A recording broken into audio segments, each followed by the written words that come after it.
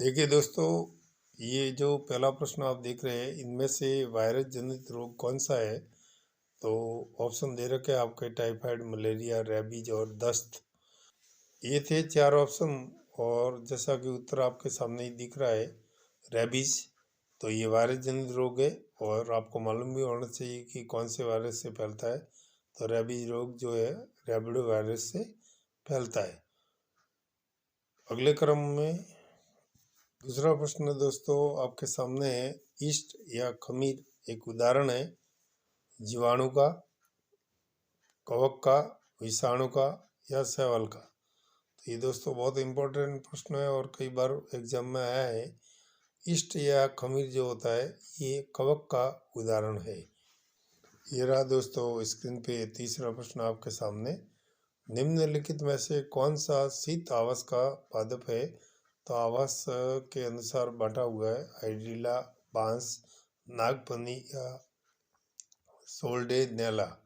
तो शीत आवास का दोस्तों इसमें पादप है सोल्डेनेला।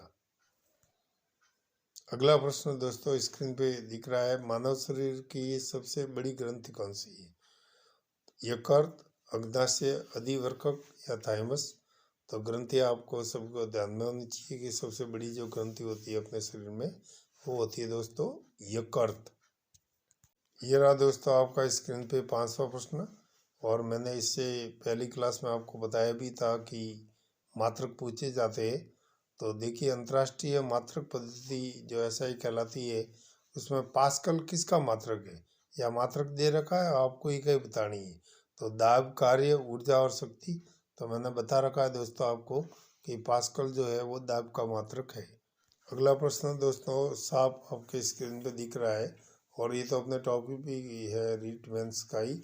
ऊष्मा संसरण की किस विधि द्वारा सूर्य से उत्सर्जित जो ऊष्मा है पृथ्वी तक पहुंचती है? तो संवहन, चालन, विकिरण, संवहन व चालन दोनों। तो दोस्तों इसका सही उत्तर है विकिरण। सातवां प्रश्न दोस्तों ध्वनि से संबंधित है और स्पष्ट ध्वनि भी चैप्टर अपने कोर्स में है। ध्वनि की तीव्रता ध्वनि के खालिस्तान द्वारा निर्धारित की जाती है। तो दोस्तों ध्वनि के ये चार आयाम, आवर्ती, तारत्व, आवर्तकाल दे रखे हैं। तो दोस्तों ध्वनि की तीव्रता हमेशा आयाम से निर्धारित की जाती है। अगला प्रश्न दोस्तों बहुत ही सिंपल सा प्रश्न है और ये परीक्षा में कई बार रिपीट हुआ है। फ्यूज तार किस आधार पर कार्य करता है? तारा के चुंबकीय प्रभाव पर, तारा के रासायनिक प्रभाव पर, तारा के ऊष्मीय प्रभाव पर या विद्युत चुंबकीय प्रेरण पर। तो इसका सही उत्तर दोस्तों आपके सामने है तारा के ऊष्मीय प्रभाव पर। अगला प्रश्न दोस्तों बहुत ही अच्छा प्रश्न है। पृथ्वी पर किसी वस्तु का पलायन वेग कितना होगा? और ये तो आपको आना ही चाहिए। 12.1 किलोमीटर प्रति घंटा, 12.1 किलोमीटर प्रति सेकंड, 11.2 किलोमीटर प्रति घंटा या 11.2 किलोमीटर प्रति सेकंड। सही उत्तर दोस्तों आपके सामने स्क्रीन पे है 11.2 किलोमीटर प्रति सेकंड। और पलायन वेग सर क्या होता है? तो ये वह वेग होता है जो अंतरिक्ष में किसी वस्तु को अपन फेंकते हैं तो इस वेग से फेंकने पर वो वस्तु दोबारा धरती पर लौट कर नहीं आती। अगला प्रश्न दोस्तों आपके सामने स्क्रीन पे ये कंप्यूटर साइंस से संबंधित है और आपको मालूम ही है कि अपने भी रीट मेंस में आईटी करके यूनिट लगती है। तो उस यूनिट का मानो बोले विज्ञान का मानो एक ही बात है। कागज पर उपलब्ध दस्तावेज या चित्रों को कंप्यूटर की डिजिटल मेमोरी में संग्रहित करने के लिए उपयोग में ली जाने वाली युक्ति कौन सी है? OMR, स्कैनर, प्लॉटर या MICR। तो दोस्तों इसका सही उत्तर है स्कैनर। अगले क्रम में दोस्तों प्रश्न है, ये केमिस्ट्री से संबंधित है और ये प्रतीक वाला प्रश्न है। देखिए SB किस तत्व का प्रतीक है? तो प्रतीक आपको कम से कम मैं सलाह दूंगा कि आपको कम से कम आवर्त सारणी के 1 से लेकर 40 तक के तत्व तो मुख्य जुबान याद होनी चाहिए, हाइड्रोजन से लेके जिरकोनियम तक। इसमें SB भूसा है तो SB एंटीमनी का प्रतीक है, सेलेनियम का है, स्ट्रोंशियम का है या टिन का है? तो दोस्तों इसका सही उत्तर है एंटीमनी। चलिए दोस्तों, अगले क्रम में प्रश्न है, निम्नलिखित में से कौन सा यौगिक है? तो तत्व, यौगिक और मिश्रण मैंने बताया था, तो उसमें से ये प्रश्न है, हीरा, ग्रेफाइट, ओजोन और जल। तो जल जो है ये यौगिक है जो हाइड्रोजन और ऑक्सीजन के संयोग से बनता है। अगला प्रश्न दोस्तों आपके सामने स्क्रीन पे है, बायोलॉजी से संबंधित है और ये मानव के जैव प्रक्रम के तंत्र है, उसी तंत्र से, जनन तंत्र से संबंधित ये प्रश्न है।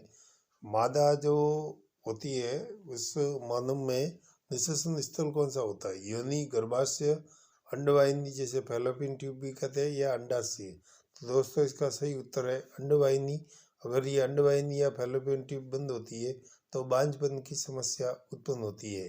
अगला प्रश्न दोस्तों 14वां आपके सामने स्क्रीन पे है, जो भी जनन से ही संबंधित है। हाइड्रा में सामान्यतः अलैंगिक जनन का प्रकार है, बीजाणुक जनन, द्विखंडन, बहुविखंडन या मुकुलन।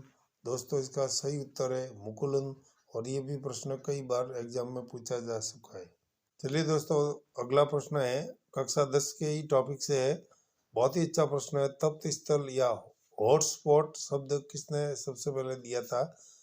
अर्नेस्ट हैकल ने, A.G. टेंसले ने, वॉल्टर जी रोसन ने, या नॉर्मन मेयर्सन ने? तो नॉर्मन मेयर्स इसका बिल्कुल सही उत्तर होगा।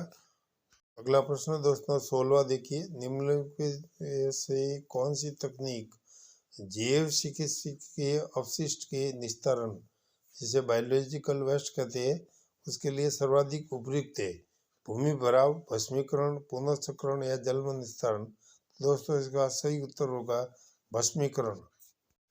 चलिए दोस्तों, अगला प्रश्न आपके सामने स्क्रीन पे है 17वां, इनमें से किसे भारत के बर्डमैन या पक्षी व्यक्ति के रूप में जाना जाता है? सलीम अली, APJ अब्दुल कलाम, उमिर जाकिर बाबा या सीवी रमन? साफ उत्तर है दोस्तों इसका, सलीम अली को बर्डमैन के नाम से भारत में जाना जाता है। अगला प्रश्न फिर दोस्तों आपके सामने कोशिका से संबंधित है, निम्नलिखित में से कौन से कोशिकांग में समरूपण तल तथा परिपक्वन तल दोनों ही पाए जाते हैं? माइटोकॉन्ड्रिया, गोल्गी काय या लाइसोसोम या लवक? तो दोस्तों इसका सही उत्तर होगा गोल्गी काय। अगला प्रश्न दोस्तों 19वां देखिए, वयस्क मनुष्य के ऊपरी जबड़े में उपस्थित श्रवणक दांतों की संख्या कितनी होती है? बहुत ही अच्छा प्रश्न है दोस्तों, 2, 4, 6 या 8? इसका सही उत्तर है दोस्तों 6।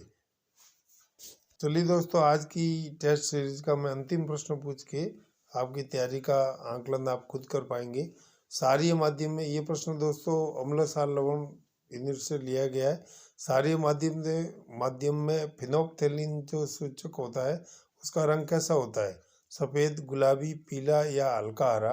तो इसका सही उत्तर है दोस्तों गुलाबी। तो ये दोस्तों थी आज की टेस्ट सीरीज, जिसमें थे ये 20 प्रश्न।